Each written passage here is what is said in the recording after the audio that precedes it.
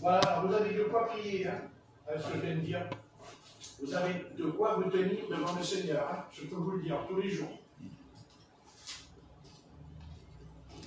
Et d'ailleurs, c'est pour ça qu'il est dit que celui qui persévérera jusqu'à la fin, sera sauvé.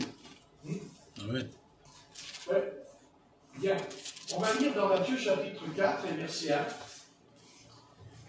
Nous allons voir un petit peu quelque chose chez Jésus de Nazareth, quelque chose de très important chez lui, et qui d'ailleurs sera la solution au départ pour nous d'être sauvés. Nous allons lire donc cet épisode, cette chose qui est arrivée dans la vie de Jésus de Nazareth, bien qu'il était charpentier. Il était charpentier, il est né à Bethléem, et ce n'est qu'à l'âge de 30 ans que Jésus a commencé donc son ministère public, parce qu'avant on ne le connaissait pas. Jésus ne savait pas qui était Jésus en Israël. Personne ne savait. Il n'y a que Marie qui le savait, qui était Jésus. Que Marie. Parce que c'est l'ange Gabriel qui lui a dit, n'est-ce pas, que c'était le Fils de Dieu, qui était dans son sein. Et il nous est dit que Siméon lui a rappelé à l'ordre en lui disant Dans le temple. Une épée te transpercera le cœur au sujet de Jésus. Donc, elle savait qu'en vérité, elle savait, au plus profond d'elle-même, elle savait très bien que ce n'était pas vraiment son fils. Non. C'était un fils adoptif. Voilà, elle a adopté Jésus. Puisque son vrai père, ce n'était pas Joseph. C'était son Père céleste, c'était le Seigneur qui était là-haut, son Père céleste, à Jésus. Dans son origine divine, en lui. Donc, comment savons-nous que Jésus était vraiment le Fils de Dieu? Qu'est-ce qui peut nous faire comprendre que Jésus, qui était dans le sein de Marie, n'était pas en réalité son enfant, mais qu'elle a porté ce Fils, qui n'était pas vraiment son Fils. Non. Jésus-Christ est le Fils de Dieu. J'ai dit de Dieu, c'est-à-dire de la nature de Dieu, de la création de Dieu, c'est-à-dire du ciel. Au départ, le Seigneur est descendu du ciel. C'est ce que nous dit l'Évangile de Jean. Que le Fils de l'homme est monté et descendu. Monter, descendre, descendre, monter. Jésus, son origine, elle est dans le ciel. Maintenant, Jésus a dit dans sa prière, Père, rends-moi la gloire que j'avais auprès de toi, avant que le monde fût. Donc, comment savons-nous que Jésus n'était pas seulement un homme, mais qu'il était surtout le Fils unique, parce que unique. Et nous allons savoir que c'est bien lui. Alors Jésus fut emmené par l'Esprit dans le désert pour être tenté par le diable. Après avoir jeûné 40 jours et 40 nuits, il eut faim. Le tentateur s'étant approché de lui, dit, « Si tu es le Fils de Dieu, ordonne que ces pierres deviennent des pains. » Jésus répondit, il est écrit, « L'homme ne vivra pas de pain seulement, mais de toute parole qui sort de la bouche de Dieu. » Le diable le transporta dans la ville sainte, c'est-à-dire Jérusalem, le plaça en haut du temple et lui dit, « Si tu es le Fils de Dieu, jette-toi en bas, car il est écrit, il donnera des ordres à ses anges à ton sujet, et ils te porteront sur les mains, de peur que ton pied ne heurte contre une pierre. » Jésus lui dit, il est aussi écrit, tu ne tenteras point le Seigneur ton Dieu. Le diable le transporta encore sur une haute montagne très élevée, lui montra tous les royaumes du monde et leur gloire, et lui dit, je te donnerai toutes ces choses si tu te prosternes et m'adores. Jésus lui dit, retire-toi, Satan, car il est écrit, tu adoreras le Seigneur ton Dieu, et tu le serviras lui seul. Alors le diable laissa, et voici des anges vinrent auprès de Jésus, et le servirent. Donc, là, nous avons pris ce message de Jésus dans Matthieu. Nous allons lire dans Marc, chapitre 1, dans l'évangile de Marc, chapitre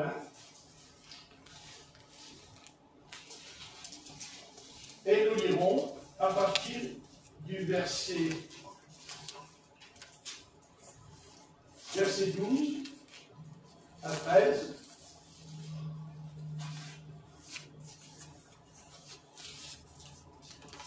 À partir du verset 12, Marc 1, verset 12, aussitôt, l'Esprit poussa Jésus dans le désert, et où il passa de 40 jours tenté par Satan.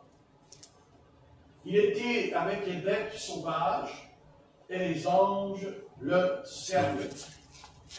Après, nous prendrons dans Luc, chapitre 4, dans Luc, chapitre 4, et verset 1.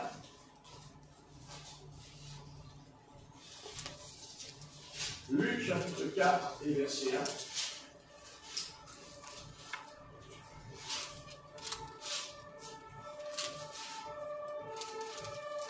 Nous lisons, Jésus, rempli du Saint-Esprit, revint du Jourdain. Et il fut conduit par l'Esprit dans le désert où il fut tenté par le diable. Pendant 40 jours, il ne mangea rien durant ces jours-là, et après qu'il fut écoulé, il eut faim. Le diable lui dit, si tu es le Fils de Dieu, ordonne à ces pierres qu'elles deviennent du pain. Jésus lui répondit, il est écrit, l'homme ne vivra pas de pain seulement. Le diable, l'ayant élevé, lui montra en un instant tous les royaumes de la terre et lui dit, je te donnerai toute cette puissance et la gloire de ces royaumes, car elle m'a été donnée et je la donne à qui je veux. Si donc tu m'adores, elle sera toute à toi. Jésus lui répondit, il est écrit, tu adoreras le Seigneur ton Dieu et tu le serviras lui seul. Le diable conduisit encore à Jérusalem, le plaça sur le haut du temple et lui dit, si tu es le Fils de Dieu, jette-toi d'ici en bas, car il est écrit, il donnera des ordres à ses anges à ton sujet, afin qu'ils te gardent. Ils te porteront sur les mains, de peur que ton pied ne se heurte contre une pierre. Jésus lui répondit, il dit, tu ne tenteras point le Seigneur ton Dieu. Après l'avoir tenté de toutes ses manières, le diable s'éloigna de lui jusqu'à un moment favorable. Amen. Amen.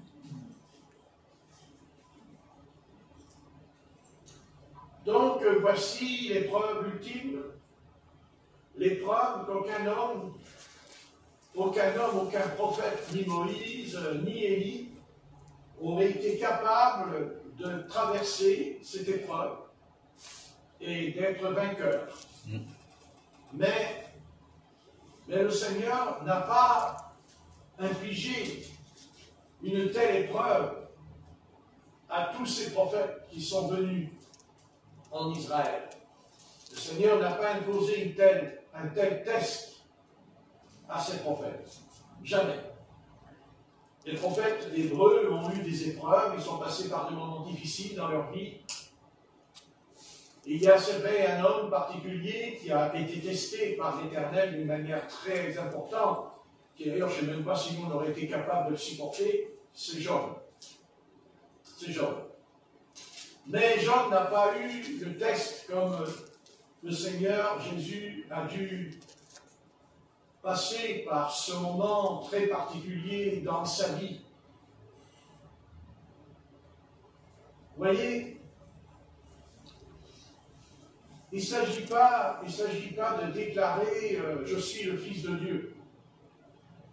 Il ne s'agit pas de dire je suis le Fils de Dieu, donc je suis tout-puissant. Non, non, ça ne se passe pas comme ça avec Dieu. D'ailleurs, personne ne peut servir Dieu, personne n'est appelé par Dieu s'il ne va pas dans le désert. Et le désert, ce n'est pas un endroit dont nous voulons aller vivre. Parce que dans le désert, il n'y a pas de nourriture, il n'y a pas d'eau. C'est aride. C'est un endroit que personne ne vit.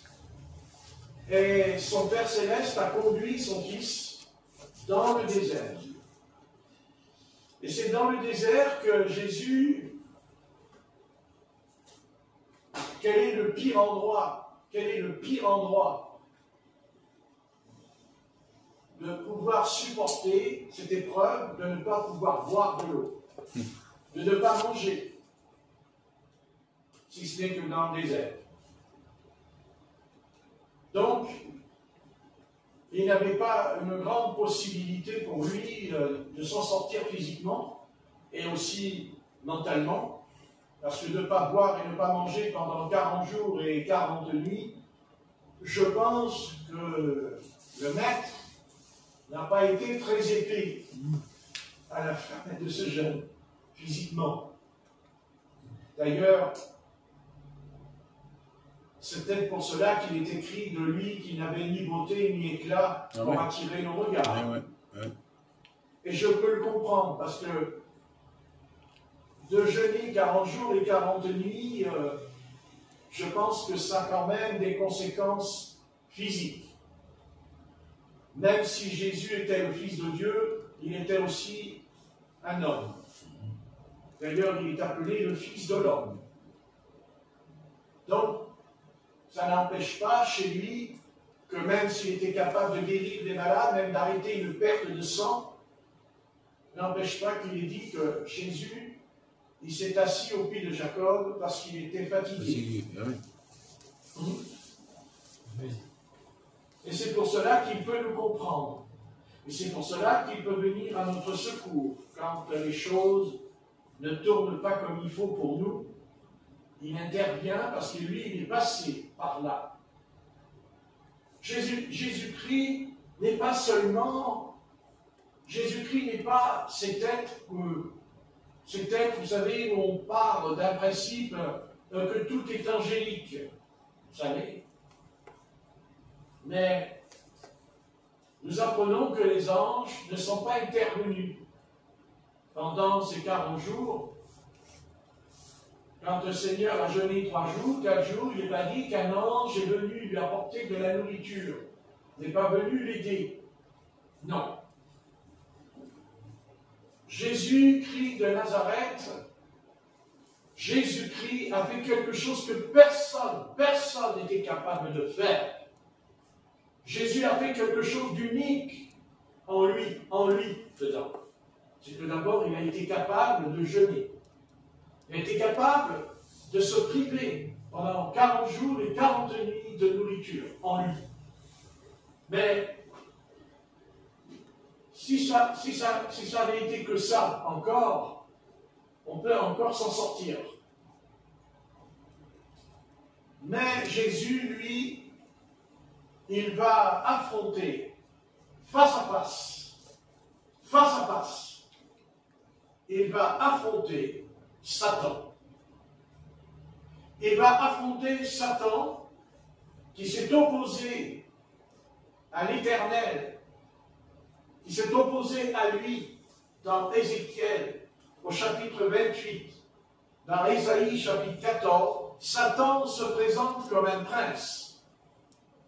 Il est dit, fils de l'aurore, astre brillant, fils de l'aurore, fils de la lumière. Nous savons que Satan était un chérubin protecteur, un chérubin roi, un chérubin qui était derrière le Seigneur, qui était à côté de lui, et donc Dieu l'a oint. Dieu lui a confié un des plus grands ministères dans le ciel, c'est la louange. La louange. Et quand on parle de louange, on parle d'adoration. On parle d'adorer Dieu. On parle de se mettre à genoux devant lui, se prosterner devant lui pour l'adorer. Adorer Dieu, c'est pas comme on adore une idole, c'est pas ça, adorer Dieu. Adorer Dieu, c'est une question d'esprit. Parce que Dieu est esprit, et parce que les anges sont des esprits, et que même les démons sont des esprits, mais des esprits impurs. Le contraire des anges, bien sûr, le contraire des anges de Dieu. Donc Jésus va affronter Satan, il va être avec lui, il va parler avec lui. Nous savons que dans l'Ancien Testament, Satan se présentait et qu'il a parlé, qu'il s'est opposé à Dieu dans le jardin d'Éden. Qu'il prit cette forme qu'on appelle le serpent dans l'Ancien Testament. Mais ce qui m'intéresse, ce n'est pas seulement le serpent dans sa forme. Ce n'est pas l'explication du mot serpent. Ce qui est important, c'est que ce serpent était Satan, le prince des ténèbres, la puissance démoniaque de l'enfer, cet homme-là. Parce que nous verrons que Satan, nous verrons que c'est un homme aussi, car il est dit, tu dis que tu es Dieu, mais tu es un homme, dans Ézéchiel 28. Satan s'est opposé à Dieu dans l'Ancien Testament. Par exemple, il s'est dressé contre Israël avec David en faisant le dénombrement. Il dit Satan se leva contre Israël. Et il nous a dit que Satan se présenta dans l'assemblée des fils de Dieu, dans Job chapitre 1 et chapitre 2. Mais après, on ne sait plus trop où il est.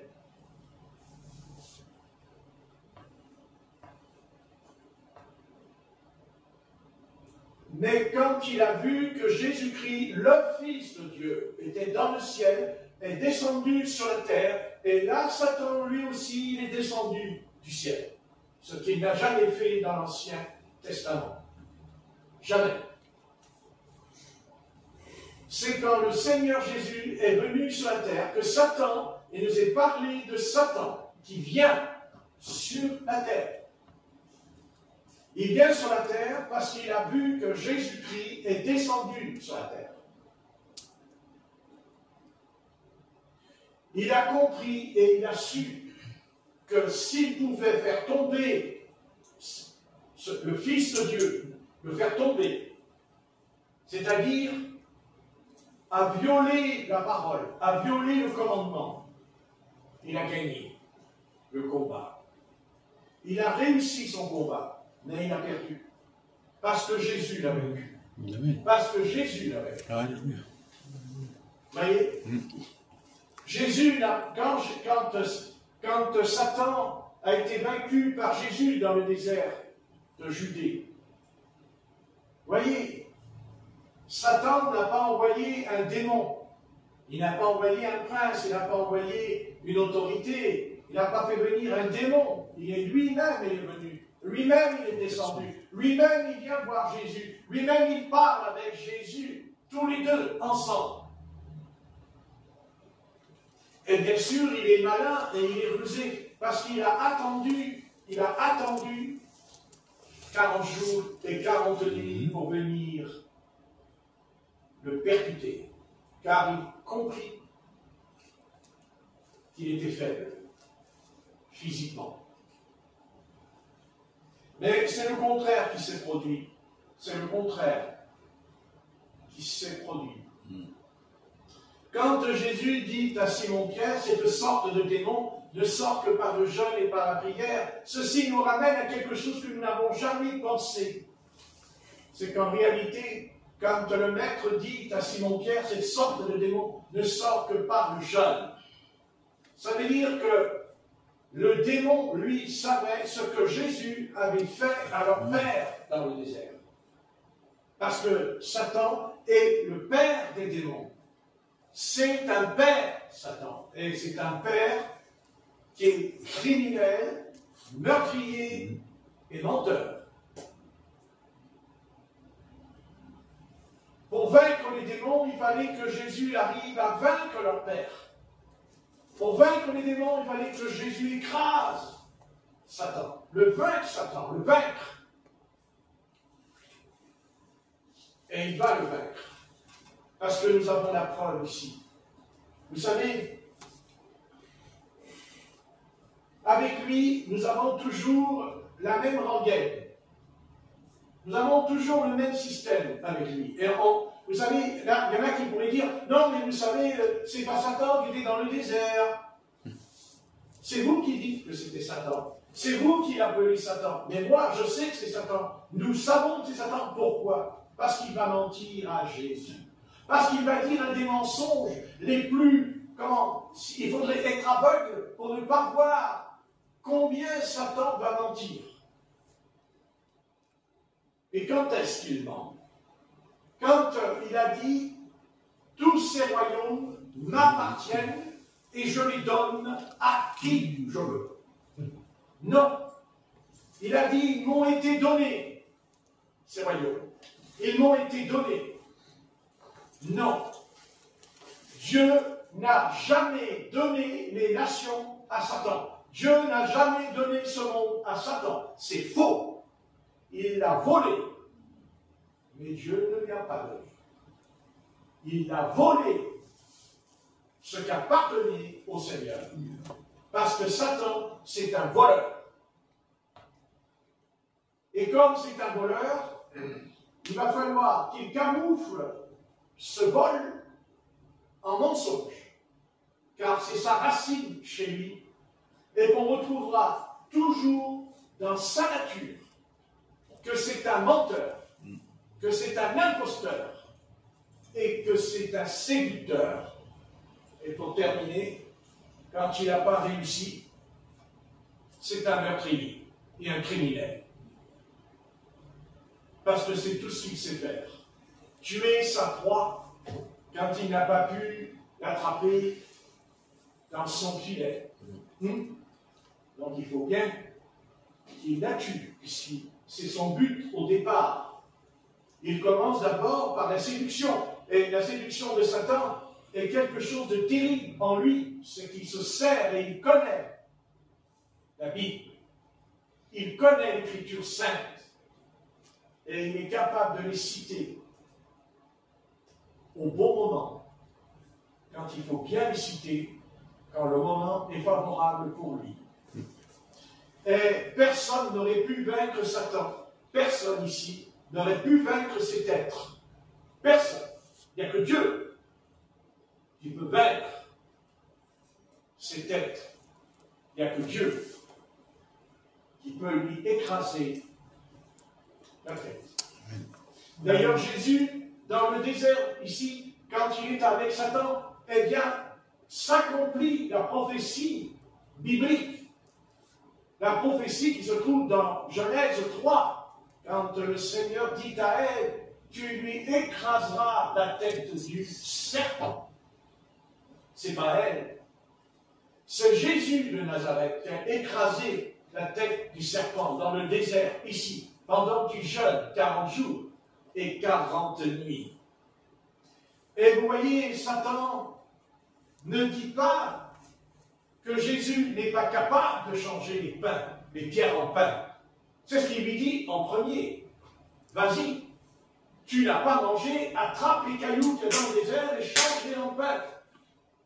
Parce que je sais que tu es le Dieu qui a fait descendre la manne du ciel dans le désert du Sinaï. Donc, tu peux changer des pierres en beurre.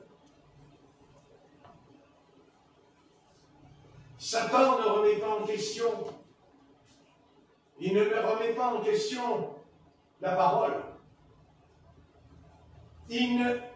Voyez, il dit, si tu es le Fils de Dieu, comme s'il ne savait pas qui il était.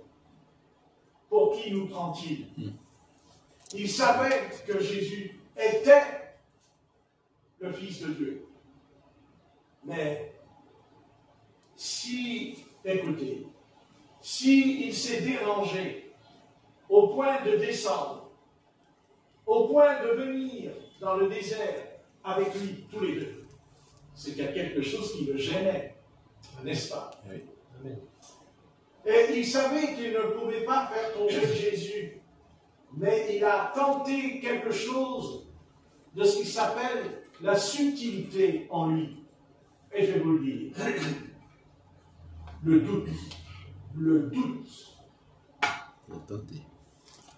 Il voulait que Jésus doute de la véracité des Écritures, car il ne fait que citer l'Écriture, Satan.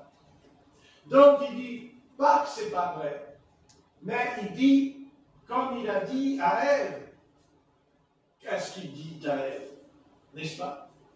Est-ce que Dieu a réellement dit cela? Est-ce que Dieu a bien dit ça, que tu vas mourir parce que tu vas manger le fruit de l'arbre? Il ne dit pas que c'est pas vrai. Il dit, est-ce que c'est vrai? Est-ce que c'est la vérité? Est-ce que Dieu n'est pas en train de te mentir et de te raconter des petites histoires? N'est-ce pas? Et Ève, elle tombe. Elle tombe dans le piège. Parce qu'elle doute. Elle doute du commandement que l'Éternel lui a donné au travers de son compagnon. Elle remet en question la parole de Dieu. Comme aujourd'hui, des milliers d'églises ont remis en question la parole de Dieu. Amen. Est-ce que c'est vrai que Dieu a dit qu'il fallait être baptisé au nom de Jésus-Christ? Est-ce que c'est vrai? Est-ce que c'est important de dire ça? Est-ce que c'est important de se refaire baptiser au nom de Jésus-Christ? Tu n'es pas obligé. Le doute. Le doute. Le doute. Est-ce que Dieu peut me guérir? Est-ce que Dieu peut me délivrer? Satan te répondra, oui, il le peut. Mais le fait-il vraiment? Est-ce que tu en vois les signes dans ta vie? Est-ce que tu as la preuve dans ta vie que c'est vrai ce que Dieu a dit au travers de Marc, chapitre 16 et verset 15? Voici les miracles accompagneront ceux qui ont cru. Ceux qui ont cru. C'est-à-dire qui ne doutent pas de ce que Jésus a dit, même si on ne le voit pas. Jésus, dans le désert, a fait une démonstration unique en son genre. La foi. La foi. Qu'est-ce que la foi? La foi, c'est de croire au fond de nous-mêmes que jamais nous remettrons en question les déclarations de l'Éternel. Que jamais nous chercherons à douter de ce qu'a dit l'Éternel. Amen. Et si c'est vrai qu'on risquerait de douter en nous, nous avons la possibilité immédiatement de nous repentir. Car c'est l'acte le plus important, c'est la repentance. Amen. Et quand on doute, alors nous n'avons qu'une chose à faire pour retrouver l'équilibre, c'est-à-dire la foi en lui, c'est la repentance. Je me repens en disant à Dieu, je me repens parce que je n'ai pas cru, je ne crois pas ce que tu dis, parce que je ne le vois pas. S'il fallait voir pour croire, alors la foi ne sert à rien.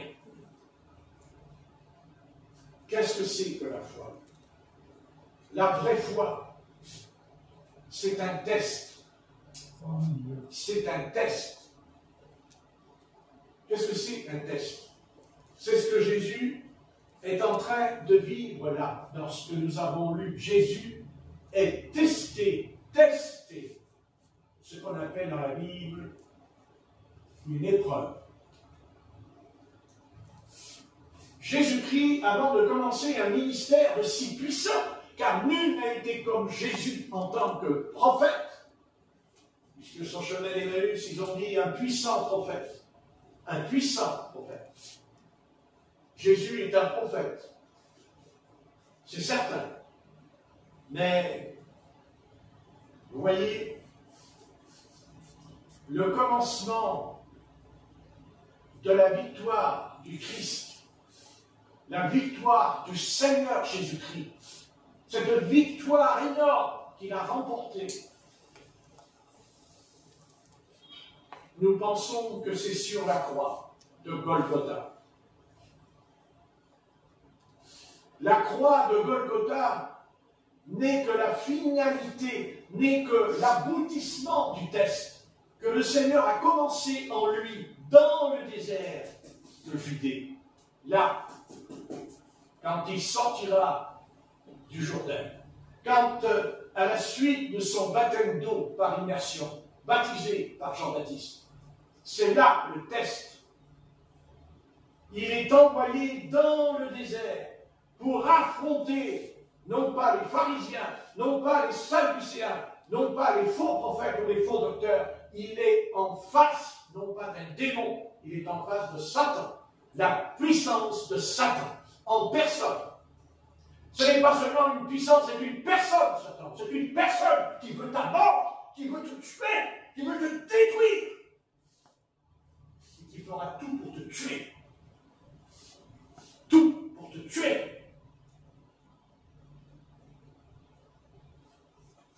Et quand il commence cela, il commence d'abord par le doute. Il attaque ta foi en lui, Seigneur. Seigneur, oui. Est-ce que c'est vrai? Est-ce que c'est la vérité? Ou est-ce que c'est du bluff? Est-ce que c'est une légende? Est-ce que c'est une belle histoire? Car après tout, on pourrait nous répondre, mais ça, c'est un livre, comme tous les autres livres, quand on raconte un conte.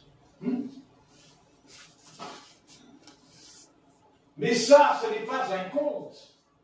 Ça, ce n'est pas une histoire d'un écrivain. Ça, c'est l'histoire d'un homme sans péché, sans iniquité. Un homme qui était soumis à son Père Céleste. Ce n'a pas été le cas pour Satan dans l'Ancien Testament, lui. Parce que lui, la soumission, c'est pas pour lui. Parce que lui, c'est un rebelle, Satan. Un rebelle. Si seulement ce chérubin protecteur, s'il avait pu, avant de tomber, peut-être il aurait pu geler. Et peut-être qu'il ne serait pas tombé. Mais il n'a pas gelé, lui. Mais il aurait pu. Il aurait pu geler quand le mal est venu. Car Satan, c'est pas seulement le mal, c'est de poser la question, pourquoi le mal s'est emparé de lui? Parce qu'avant, il n'y avait pas le mal en lui. Parce que c'était la race des anges. Parce que c'était un chérubin protecteur. Et qu'en lui, il était fils de l'aurore, astre, de la lumière de tout. Tu es tombé. Qui étais-tu? Ah! Qu'est-ce qui t'a amené à changer de comportement? Qu'est-ce qui t'a amené? Pourquoi, au fond de toi, Dieu t'a créé parfait? Qui t'a amené là? Le mal.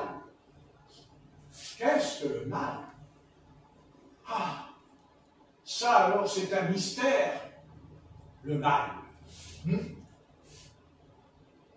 Qu'est-ce qui peut amener un petit bébé mignon comme tout dans nos mains et qu'un jour peut-être un puissant prédateur et criminel, même maintenant, à 10 ans.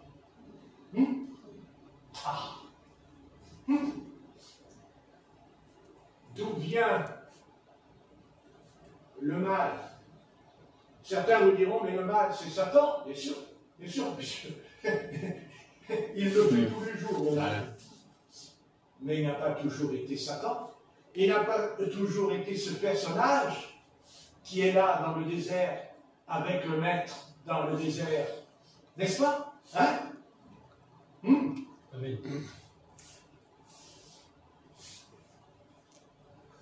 Quand il vient dans le désert, quand il vient là, il descend sur la terre, puisqu'il est écrit qu'à la fin, il dit, à la fin, le diable descendra sur la terre, animé d'une grande colère. Et il descendra, dit l'Apocalypse. Bien sûr qu'il descend puisqu'il est le prince de l'air. Quel est ce personnage? Quelle est cette tête? Quelle est cette identité qui était le bien-être de Dieu, qui est devenu un être infâme? Qui l'a poussé à mentir au fond de lui alors qu'il était un astre brillant, fils de l'aurore? Vous lirez ça dans Ézéchiel. Et aussi, Ésaïe 14, il nous est parlé de ce chérubin, protecteur de Dieu. Qui est-ce qui a amené cet être à s'opposer à Dieu? Qu'est-ce qui l'a amené à s'opposer à Dieu dans Ézéchiel au chapitre 28? Qui est-ce qui a fait qu'il est devenu si terrible contre Dieu? Créé par Dieu. Créé par Dieu. Satan n'a pas été créé par quelqu'un d'autre. Satan ne s'est pas créé lui-même. Pas du tout. Non, non. C'est Dieu qui l'a créé. Oui, ben alors il mieux fait de ne pas le créer. Hein. On n'en serait pas là ce soir. N'est-ce pas? Mais il faut faire avec. Il faut faire avec. Attention, il ne faut pas composer avec. C'est pas la même chose. Ne pas tout mélanger quand je parle. Mais on fait avec. Mais on fait avec à chaque instant. Parce qu'on ne sait pas ce qu'il est capable de nous envoyer sur la figure, celui-là. Même quand on fait du vélo, on peut nous envoyer par terre en faisant du vélo. Ah oui. Ah oui. Jésus de Nazareth. Jésus. Oh, j'aime ce Jésus. Oh, que j'aime ce mot. Oh oui. Ah oui, Seigneur, il n'est pas que Jésus dans ma bouche. Il est celui qui a affronté Satan. Il l'a affronté. Vous en avez la preuve ici en lisant ce qui est écrit dans les évangiles. Ouais. David a été vaincu par lui. Job a été écrasé par lui. Oui. Quel est cet être? Quelle est cette haine? Quelle est cette méchanceté en lui, pour dire à l'Éternel, oui, mais tu sais, tu l'as béni, tu lui as donné des troupeaux, tu lui as tout donné, mais vas-y, allez, donne-moi la permission. Et qu'est-ce qu'il fait?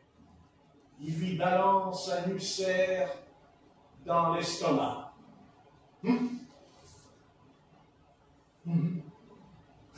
Moi, vous me direz, ce n'est qu'un ulcère. Oui.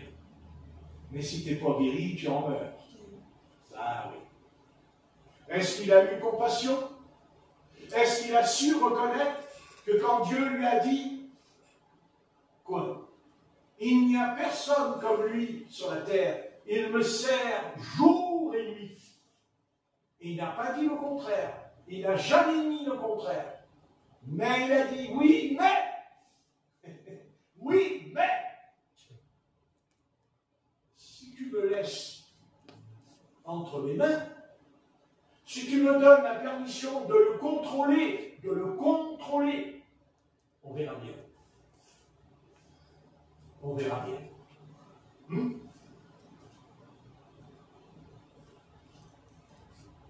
Comment souhaiter, comment avoir même la pensée, comment avoir envie que tu attrapes un cancer, que tu attrapes ça dans ton estomac. il l'a mis dans son ventre. Dieu n'a jamais mis cet ulcère dans le ventre de Jean. Jamais. Jamais. Il l'a permis pour que Satan la ferme. Parce que Satan, il aime beaucoup parler, surtout de lui. Il aime beaucoup se faire glorifier. Et il se glorifie lui-même, d'ailleurs. N'est-ce pas? C'est-à-dire de vouloir prendre la place de Dieu. Car c'est ça qu'il attend. Prendre sa place. C'est quoi l'enjeu de l'Antichrist? Quel est l'enjeu de l'Antichrist qui va venir? C'est de prendre la place de Jésus-Christ qui va venir. Personne ne peut s'opposer à Dieu. Exactement. Tu comprends? Prendre sa place. C'est ça l'enjeu qui est en train de se jouer en ce moment dans l'univers tout entier. Qui va régner sur la terre?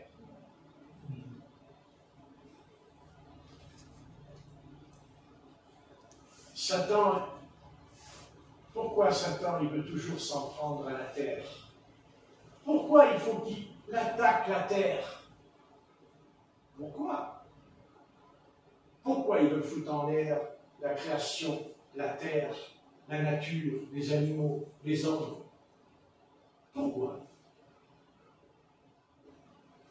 Parce que il veut prendre la place de Dieu. Il veut monter sur le trône de Dieu. Et il faut que Dieu se retire de son trône. Et si ça arrive, eh bien, vous aurez tout ce que vous voulez. C'est ce qu'il a dit au maître. Ouais. La seule différence, c'est qu'il a menti. Quand il a dit que ça m'a été donné.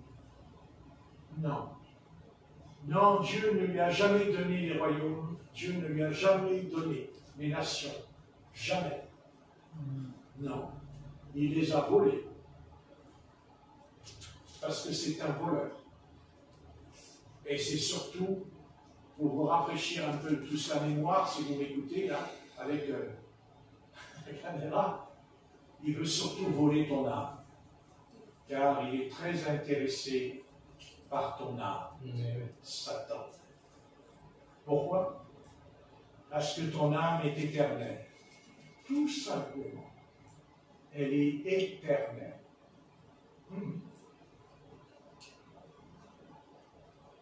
C'est un voleur. Nous savons ce que c'est qu'un voleur. Un voleur, c'est quelqu'un qui prend quelque chose qui ne lui appartient pas.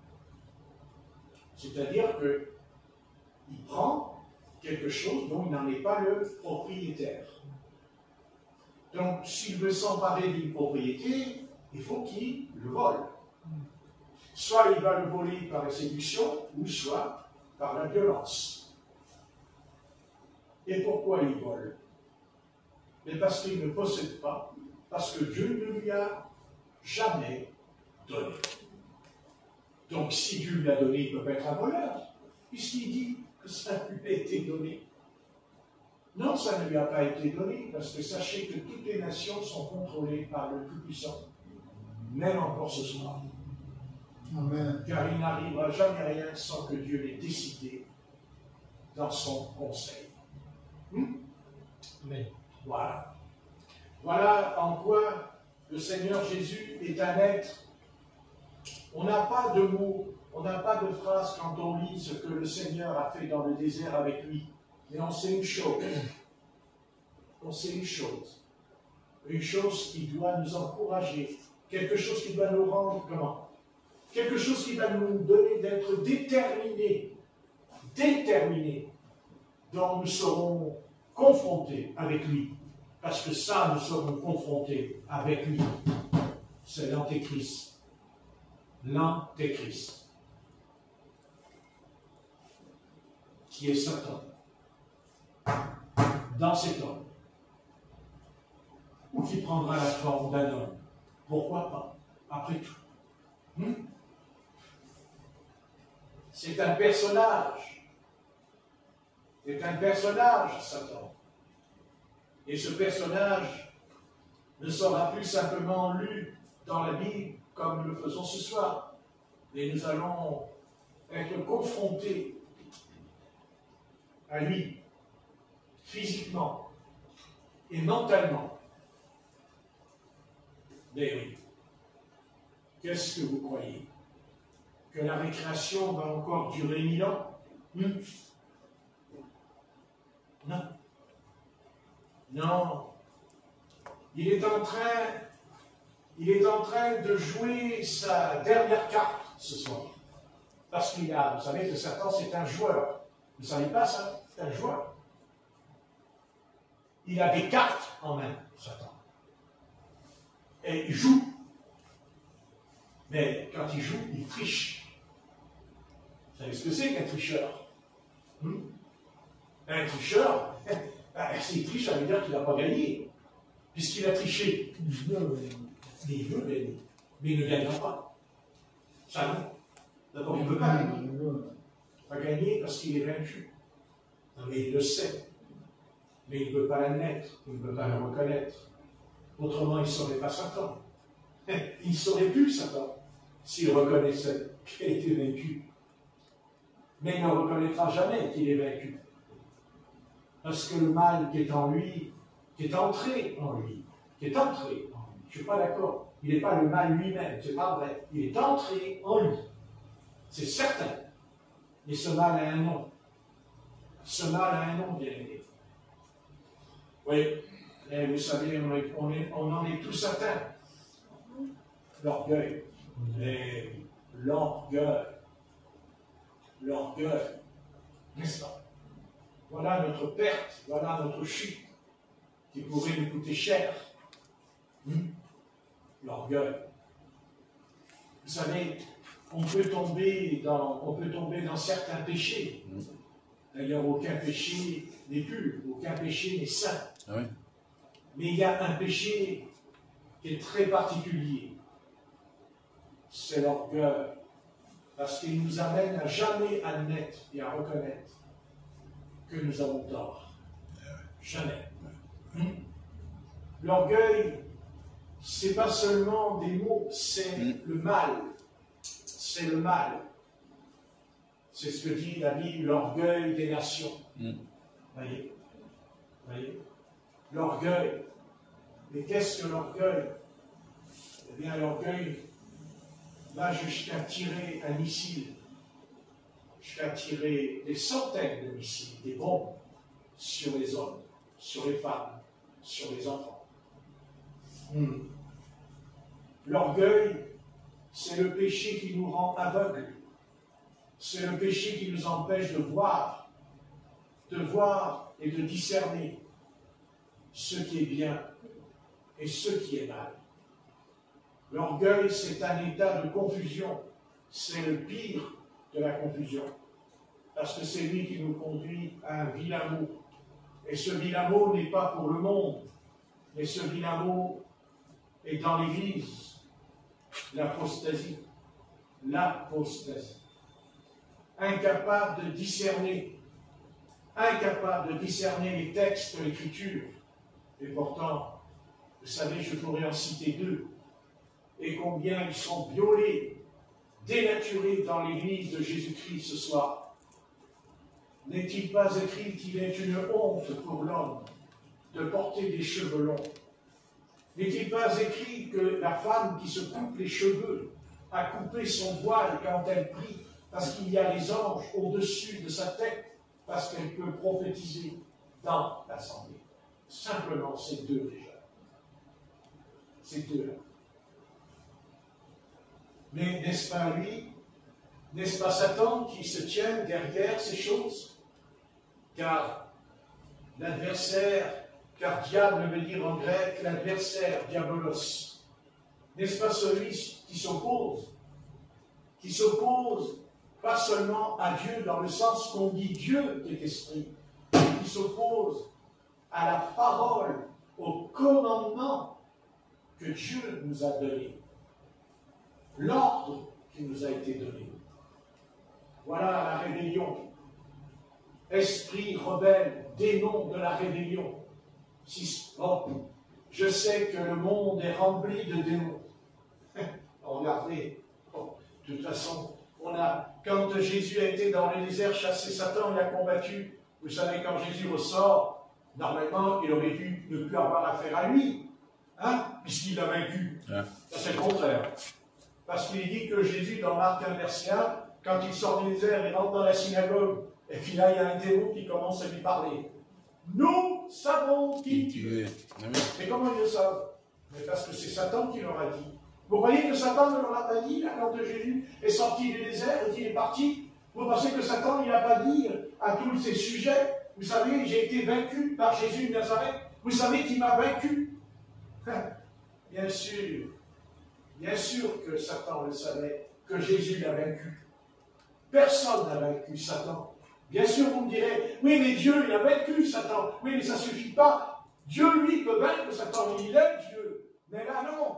Là, Satan est vaincu parce que c'est un homme qui va le vaincre. C'est un homme. C'est un homme de 30 ans. C'est un homme qui était charpentier. C'est un homme qui était fatigué. C'est un homme. Et c'est ça que Satan a pris dans les dents. La frappe. C'est un homme. Amen. Et oui. Bien sûr. Bien sûr. Vous savez, il est descendu parce qu'il a très bien compris le défi qui était lancé. Vous savez, il n'est pas descendu par hasard. Il est descendu parce qu'il savait que le défi qui lui était lancé, le plus grand de tous les défis en lui. Parce que vous savez, il a beau être Satan, il a beau faire tout ce qu'il peut faire dans le mal, mais il y a une chose qui le dérange en lui. L'homme. L'homme. Et la première fois, quand il a attaqué l'homme, il a réussi. Parce qu'il a vaincu Adam. Parce qu'il a terrassé Adam. Au travers de Ève. J'ai dit au travers de Ève. N'est-ce pas? Amen. Mais est-ce qu'il a vaincu le nouvel Adam? Non. Il n'a pas vaincu le nouvel Adam. Il a été coincé dans le désert. Il a été vaincu dans le désert. Il a vaincu Adam. C'est un homme. Mais quand Jésus était dans le désert, il est venu. Il dit, toi, Adam, je vais te foutre par terre. Non, non, non. Jésus, il a dit non. Parce que je suis aussi Adam. Ah bon? Adieu, Adam. Et Adam, il est mort. Il est mort en tant qu'âme. Mais moi, je ne suis pas seulement une âme. L'apôtre Paul a la révélation de ce mystère en disant le nouvel Adam est esprit, un esprit vivifiant même. Et Dieu soit béni, Dieu soit loué, Dieu soit adoré. Mais ce soir, en nous, il est en nous, le nouvel Adam. Amen. Il est en nous.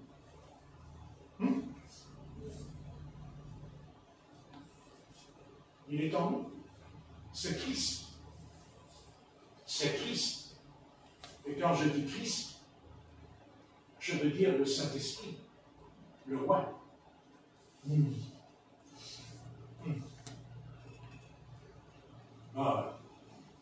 Qu'est-ce que je suis content. Je suis content. Il a foutu par terre. Personne ne pouvait le foutre par terre. Même pas la justice de Job n'a pu le mettre par terre, puisqu'il va recommencer plus tard avec David. Satan se leva contre ça. Amen. N'est-ce pas? Ne tombe pas. Pas beau, ça? C'est beau. Jésus. Jésus. Qui est cet homme-là? Qui est cet homme qui s'appelle Jésus de Nazareth, que nous lisons depuis que nous sommes convertis? Nous lisons l'histoire de Jésus. Qu'est-ce qu'on peut la lire? Ouais. Mais il y a toujours quelque chose de nouveau. Amen. Oui.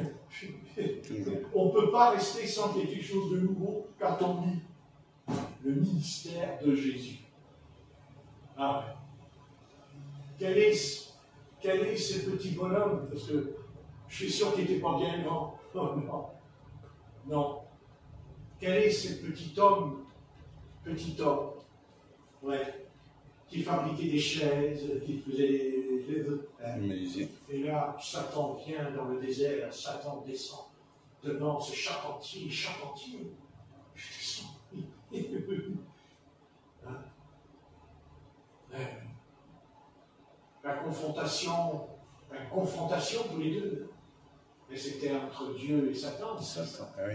Parce que là, c'est qu'en fait, il a voulu lancer un défi à Dieu, comme il a fait au début de la création, n'est-ce pas, dans le jardin d'Éden. Mais, vous savez, Jésus de Nazareth. Qui est Jésus de Nazareth? Oh, oui, je sais. On va tous répondre, c'était le Fils de Dieu. Parce qu'on l'a lu. Le Fils de David, parce qu'on l'a lu. C'était le Fils de l'homme, parce qu'on l'a lu. Mais moi, je ne veux pas me contenter de ce que je lis. Je veux savoir qui il est. Je veux comprendre comment il a eu cette capacité. N'est-ce pas? Cette capacité de le vaincre. Vous imaginez, nous, comme on ne peut pas le vaincre. Que croyez-vous qu'on peut vaincre? Hein? Mais non, on l'a vaincu. Oui, je sais. Mais bien sûr qu'on l'a vaincu. Oui. Et quand on doute, on l'a vaincu, peut-être là? Non. Ah! Et ça nous arrivait de douter. Et ça nous arrivera encore, car nous ne connaissons pas l'avenir. Nous ne savons pas ce qui peut nous arriver ce soir. Je parle au sujet de la foi. On verra bien quand l'Antéchrist va venir, on verra bien qui va rester avec Jésus là. Ah oui, ah oui, ah oui. Ah, tous les chrétiens, ils vont suivre Jésus. Ah oui, ah c'est sûr, oh là là. Ouais, pas le problème, il dit petit troupeau quand même, hein. Petit.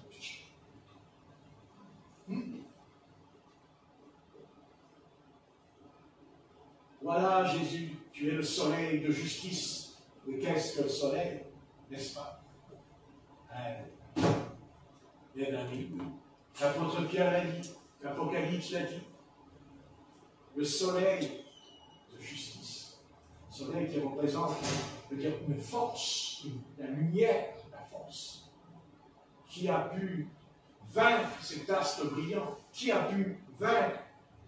Fils de l'aurore, tu es tombé. Je te précipite de la montagne. Je te précipite. Nous avons cru que ça a été fait là au début de la création, mais moi je vais plus loin. Oui, ça a été fait dans le désert de Judée. Je te précipite. Parce qu'il a été précipité là.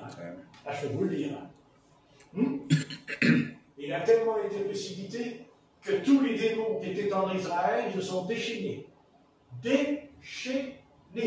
Et ne croyez pas que quand Jésus a vaincu la légion qui était dans l'ordre de Gadara, la légion, quel est ton nom? Légion. Qu'est-ce que c'est une légion? Qu'est-ce que c'est une légion quand on le dit en romain, le Rome, une légion, combien c'est d'hommes? C'est composé de combien de soldats? 6 000. 6 000. Ça vous va, les gars? Ça vous va? Il a fait sortir. Mais pourquoi ils sont sortis? Parce qu'il a vaincu leur prince. Parce qu'il a terrassé le prince dans le désert. Que pouvait-il faire, la légion, devant Jésus de Nazareth?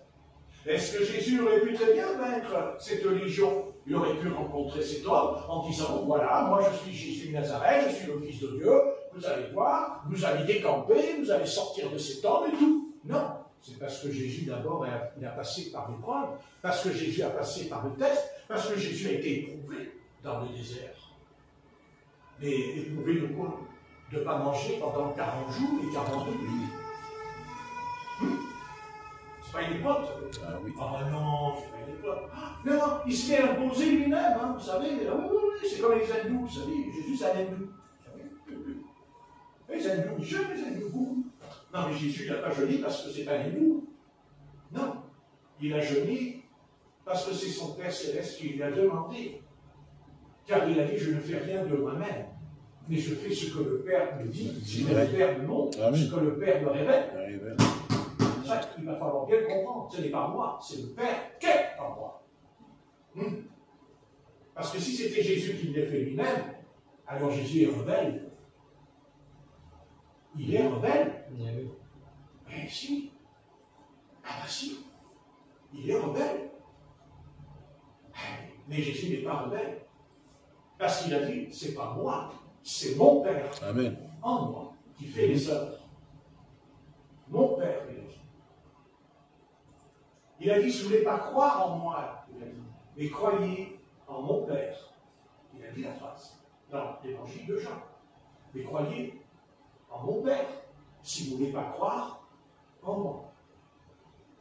Car les œuvres que je fais ne sont pas de moi-même, mais le Père qui est en moi. Qui ne voulait pas reconnaître le Seigneur Jésus, c'est une chose. Mais ils n'ont pas seulement renié le Seigneur Jésus, les Parisiens, ils ont renié le Père céleste, c'est-à-dire Dieu.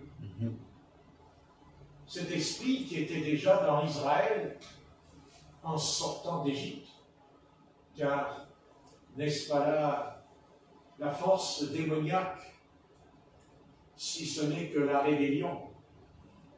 Que Dieu nous protège ce soir. Amen. Que Dieu nous protège de ne jamais recevoir ce démon en nous. La rébellion contre l'Éternel. Et ça commence toujours par une discussion. C'est toujours, oui, mais est-ce que c'est Dieu qui l'a dit? N'est-ce pas? Ah oui. Est-ce que Dieu l'a dit? Mais oui, il l'a dit. Parce que c'est écrit. Et parce que Dieu ne ment jamais. Ce soit bien clair en nous. Dieu ne ment jamais. Jamais. Parce que s'il ment, il n'est pas Dieu. En tout cas, il serait un faux Dieu, par contre. Un imposteur. Mais Dieu ne ment jamais. Dieu ne se trompe jamais. Et même si on fait des erreurs, et même si nous arrivons de nous casser la figure, Dieu de toute façon ne se trompe jamais. Parce qu'il sait qu'au sein de la chute, il sait ce qui va en ressortir plus tard. Quelque chose qui va lui ressembler. C'est-à-dire l'humilité, être humble. Car il peut permettre qu'on se casse la figure. Il peut permettre. Pour nous enlever ça, l'orgueil, en nous.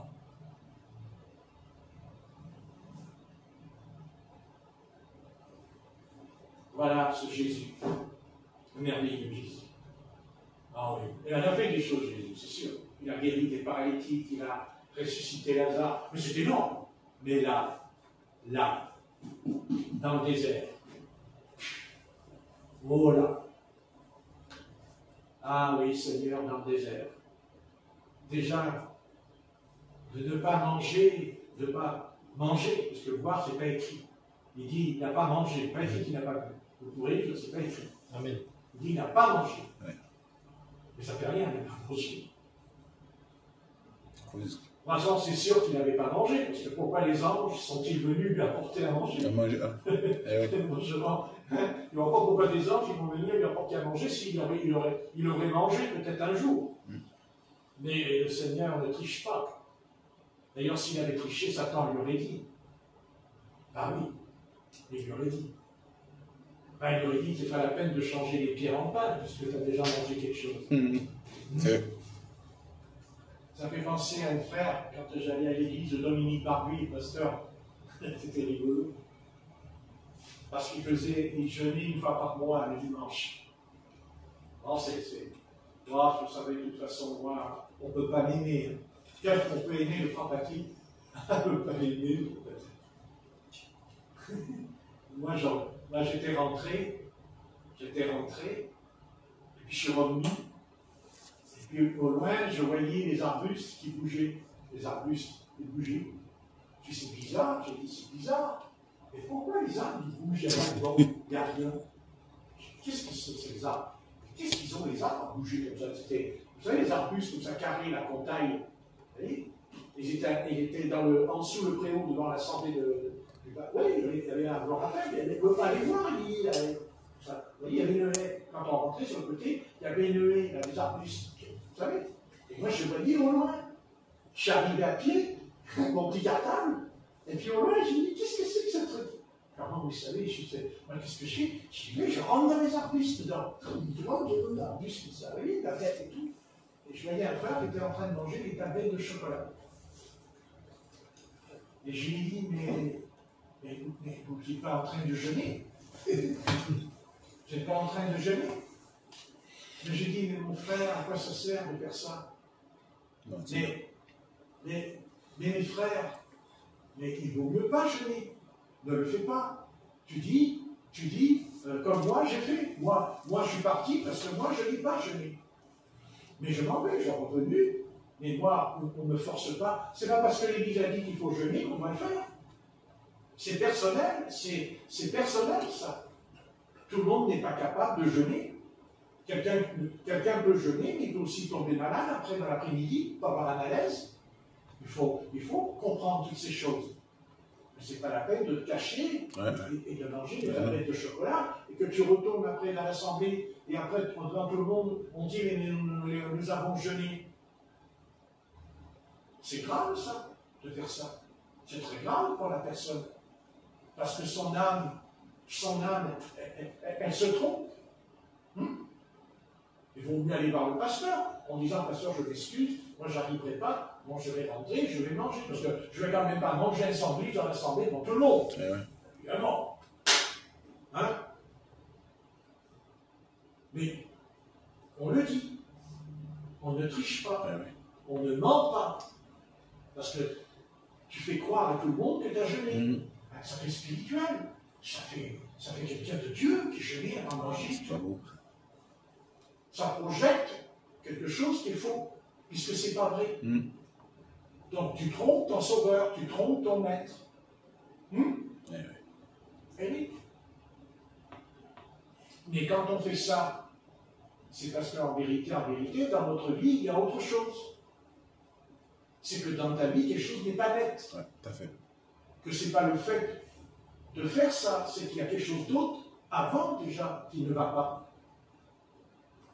Alors ne jeûne pas. Par contre,